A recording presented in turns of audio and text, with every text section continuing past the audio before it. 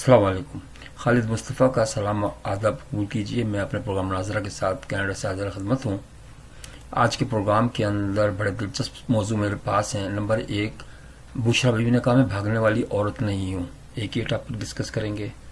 दूसरा, जाली खबरों पे सज़ा, उस पर डिस्कस करेंगे। इमरान खान साहब पे डिस्कस करेंगे और KP के जो वज़ीर आला उन पर भी डिस्कस होगा। और गोली किसने चलाई, ये सारे टॉपिक्स हैं, आज देखते रहिए। तो सबसे पहले बुशरा बीवी ने कहा कि मैं भागने वाली औरत नहीं हूँ। उसमें बड़ा मजाक उड़ाया, सब लोगों ने कहा तो भाग के आई हो औरत घर से। तो मैं इस पे थोड़ा सा बिल्कुल बेबाक तबसरा करना चाहता हूँ। मैं हिमायत नहीं कर रहा, लेकिन कहने का मकसद ये है कि जब दो केसेस इस किस्म के होते हैं ना, औरत और मर्द, तो उसके अंदर जो अनमैरिड होता है ना, उसकी सजा भी ज्यादा होती है, क्योंकि वो उसको, अब इसमें बज़ाहिर ये लग रहा है कि इस आदमी ने उसको वरगलाया औरत को। तो औरत झूठ नहीं बोल रही थी, वो औरत भागने वाली औरत नहीं थी। वो अपना घर बसा रखा था, उसने 25-30 साल से अपने शौहर और बच्चों के साथ रह रही थी, बच्ची की शादी भी कर दी। लेकिन ये सब हजरत जब दाखिल हुए घर में, किसी के दूसरे घर में, तो ये तो उनके शौहर का काम था ना, बुशरा बीवी के जो असली शौहर थे उनका काम था कि ऐसे आदमी को रोकना चाहिए, तो घर में घुसने नहीं देना चाहिए। तो ये तो हुआ। तो इसके अंदर मैं जो बात कह रहा हूँ ना कि बुशरा बीबी ने ये बात कही कि मैं वहाँ डी चौक पे रुकना चाहती थी, ये बात बिल्कुल सही है। वो ये तो खामखाम उनको मजाक उड़ाया, लेकिन वो भागने वाली औरत इस सेंस में वो नहीं थी। वो पूरी तैयारी करके आई थी, उसने कहा था इधर या उधर, बहरहाल जो उसके जहन में हो ये तो मुझे नहीं पता, लेकिन वो अपने उसकी बात की पक्की थी। और जहां तक उसका ताल्लुक है भागने की, तो उस पर जो अल्लाह जानता है भाई किस पे ज्यादा गुनाह होगा।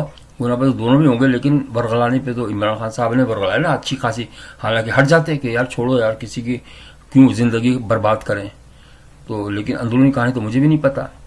तो बेहतर है कि भाई ये इस हद तक ही रहे कि भाई बुशरा बीवी इस मामले में सही थी। अब दूसरी है कि जाली खबरों पर सजा। जाली खबरों पे सजा बिल्कुल अच्छी बात है, लेकिन देखिए खबर तो होती, मतलब 50% तो फेक ही होती है ना, किसी को पता तो नहीं होता। फर्स्ट खबर जैसे जहाज गिर गया मिसाल के तौर पर, तो ये अभी कंफर्म तो नहीं है ना, अभी इत्तला है, मतलब 50% इसमें रिस्क है, 50% फेक है, 50% एक्चुअल है। हो सकता है कि ना गिरा हो, कहीं उतर गया हो। तो इसी तरह चांद जो होता है, ईद का चांद नजर नहीं आया, आप कहेंगे ये तो जाली खबर कह दी नहीं, मतलब ये फिर वो आ गया।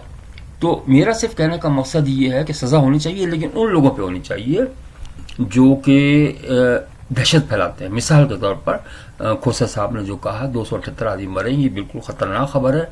देखिए हट कर है ना, मतलब उनके अपने लीडर्स कह रहे हैं कि भाई 12 आदमी मरे मैक्सिमम, आप कह रहे हैं 278, तो इससे दहशत फैलती है। तो सबसे पहले मेरा अपनी रिक्वेस्ट यही है गवर्नमेंट से कि उनको पकड़ा जाए और उनके खिलाफ मुकदमा चला जाए। अच्छा, मैं ये बताता हूँ आपको कि आखिर में बात करेंगे इस पर कि पाकिस्तान में इमरान खान साहब का होगा क्या। तो मैं सिर्फ असेसमेंट इस तरीके से या एनालिसिस इस तरीके से कर रहा हूँ कि आजकल जदीद जिंदगी के अंदर, जदीद दुनिया के अंदर आपके पास, हमारे पास ऐसे सॉफ्टवेयर भी हैं जिसमें हम जल्जले के मुताबिक भी बता सकते हैं कि जो जल्जला आएगा इसके अंदर कितनी वो होगी तबाही, और उसके फिर हम ज़ाहिर हमारा काम होता है कि उसको सही करके दें। बिजली की जो लाइनें वगैरह तबाह हो जाती है, क्योंकि मेरे पास एनवायरमेंटल इंजीनियरिंग की भी है, रिस्क इंजीनियर तो मैं, प्रोफेशनल रिस्क इंजीनियर तो हूं ही मैं। तो कहने का मकसद ये है कि ये कोई जादू नहीं होता। ये इंडिकेटर जो होते हैं ना, अब जैसे मिसाल तौर पर मैं सूंघ के हवा की खुशबू होती है, उसको सूंघ के बता सकता हूँ कि बारिश होने वाली कब होगी। पत्ते गिर रहे हैं, उनके कलर से बता सकते हैं कि मौसम कैसा रहेगा, या पत्ते जो गिरे हुए हैं उनका कलर कैसा है। ये सब बातें साइंस है एक्चुअली, और रिलीजन भी कह सकते हैं, बिल्कुल उसकी मर्जी के बगैर तो कुछ भी नहीं हो सकता।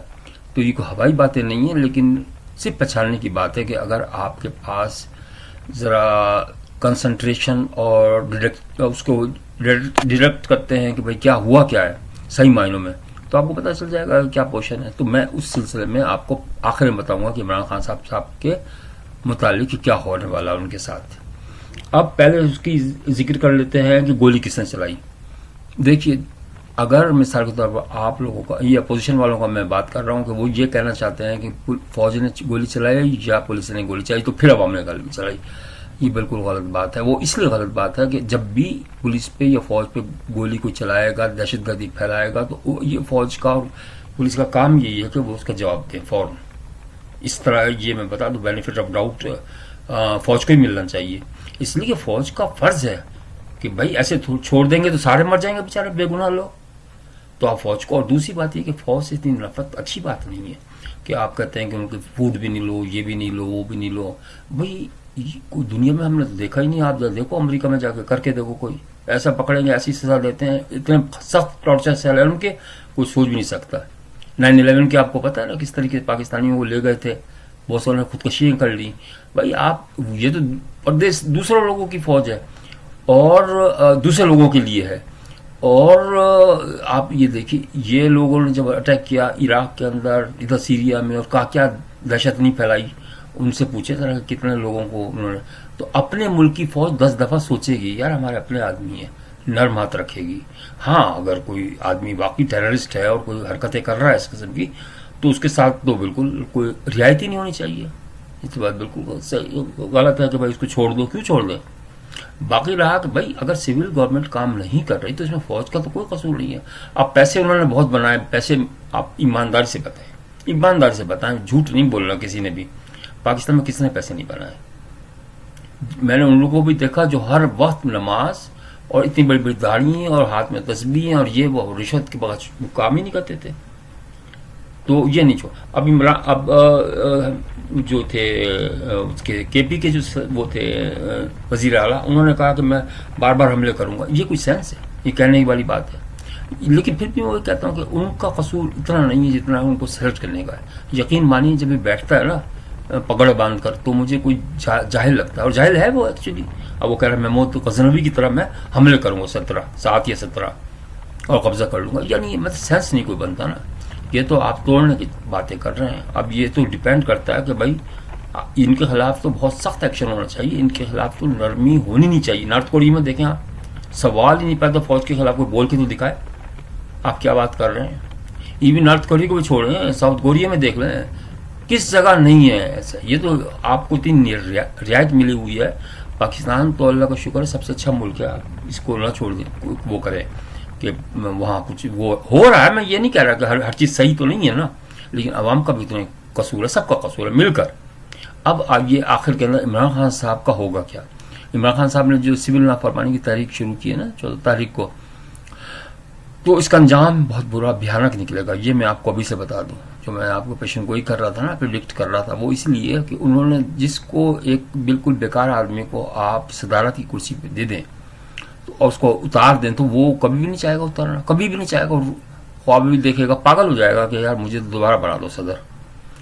تو حالانکہ یقین مانیے 4 سال تو اس کو دے دیے تھے نا. اگر تھوڑے سے کام کر لیتا، اس کی اپنی حرکتوں کو جیسے نکلا نا، کسی نے تو نہیں نکالا. اگر اس کے پاس وہ بھی تھے، اسٹاف بھی، یہاں کے لوگ تو آپ کو پتہ ہی پاکستان کے چڑھتے سورج کی پوجا کرتے ہیں. تو اگر وہ 5 سال پورے کر لیتا، دوبارہ الیکشن ہو جاتے، اس میں جیت جاتا اور آ جاتا 5 سال کے لیے، اس کے بعد جو مرضی کرتا. لیکن بس حوث ہوتی ہے، جلد بازی ہوتی ہے کہ اس نے دیکھو یونیورسٹی کے اندر اتنا پیسہ خواب خواہ کے اندر اپنے پرانا کا. وہ بات صحیح کہہ رہے ہیں فیصل واڈر صاحب کے بھائی اس نے تو کچھ بھی نہیں کمایا. اس کی جو بشرا بیوی ہے نا، اس نے، ہاں یہ بات میں مانتا ہوں کہ عورتیں ہوتی ہیں لالچی، اور یہ لالچی نہیں ہے. ویسے میں دیکھو آنیسٹلی آدمی ذکر کرے کہ یہ لالچی نہیں، بیوقوف ہے. اس نے اب پھر وہ وجہ آتی کہ اس کو سلیکٹ کیوں کیا پنجاب کے وزیر اعلیٰ کو، بزدار کو، بشرا بیوی کے کہنے پہ. بشرا بیوی نے کس کے کہنے پہ کہا؟ وہ گوگی کے کہنے پہ کہا. تو اب لیکن الٹیمیٹلی تو آپ کا وزیر اعظم اس کا ہی ہے نا قصور، عمران خان کا، کہ بھائی اس نے کیوں لگایا ایسے آدمی کو، مجھے بتا دیں. اس سے تو بہتر تھا یار شہباز شریف جیسے ہی کوئی دوسرا ڈھونڈ کے لے آتے، کچھ تو بولنے والا تو ہوتا نا. اس کے اچھے ترین وغیرہ اچھے لوگ بیچارے. اب ظاہر ہے اب اس کو لگا دیا شیخ رشید جیسے آدمی کو، نکمے کو، تو اس کا نتیجہ بہت برا نکلے گا نا آپ کے لیے. تو اب یہ جو وہ کریں گے نا، اور میں نے پہلے پریڈکٹ کر دیا تھا کہ دسمبر میں 25 دسمبر کو ہی روانہ ہو جائیں گے لندن کے لیے، کیونکہ اس کے بعد ان کے پاس کوئی چانس نہیں ہے سوائے ان کو کہ نیچے زانو پہ جھک کے یہ معافی مانگے ان سے، آرمی سے اور گورنمنٹ سے، اور اس کے بعد ان کو 2 سال کے لیے بھیج دیا جائے گا باہر. یہ بالکل 25 دسمبر میں ڈیٹ دے رہا ہوں، 6 بجے صبح فلائٹ میں لندن جائیں گے پہلے بائی لندن، اور اس کے بعد یہ امریکہ مستقل وہیں شفٹ ہو جائیں گے، سیاسی پناہ لے لیں گے. تو یہ انجام ان کا. ورنہ اگر یہ پھر نخرے کیے تو ان کا انجام عبرتناک ہوگا اور دردناک بھی ہوگا. اپنا خیال رکھیے گا، میرا خیال اتنا کافی ہے، اور اگر پروگرام پسند آئے تو ضرور لائک کیجیے گا، سبسکرائب بھی کیجیے گا. شکریہ.